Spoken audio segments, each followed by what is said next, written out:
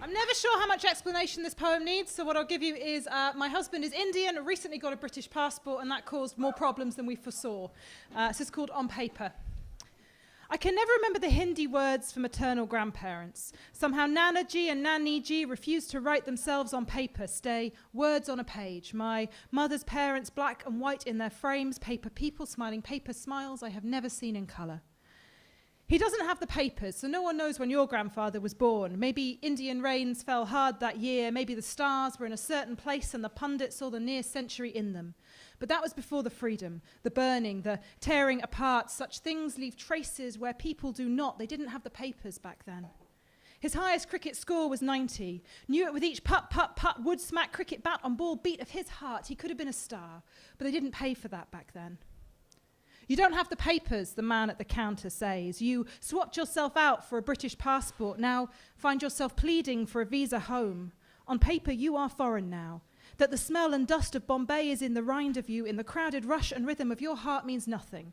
Emergency visas are complicated, they say, because you are a journalist. Newspaper outweighs person, as though one person cannot be British and Indian born, a journalist, and in possession of a dying Nanaji. Because on paper, people must be picture perfect. Passported, papered and primed, full of checkbox answers that fit neat between the lines. Visaed, verified and valid, pinned in place by a paperweight, so you wait. Your grandfather's heart stops beating, unpapered. No one has signed the form to let him lie, so they keep trying. Won't call him out, but half a world away, you know the steady put-put rhythm of Nanaji, Nanaji, Nanaji, none has gone.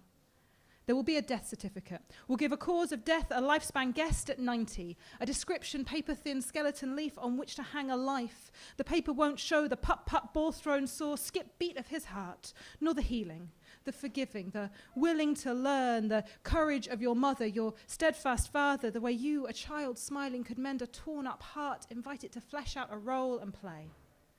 You are there for his burning, and on the returning you will hand your papers to the little man behind his little desk, and he will open them to find the pages cut into a chain of paper people, conjoined at the hands and stretching the world.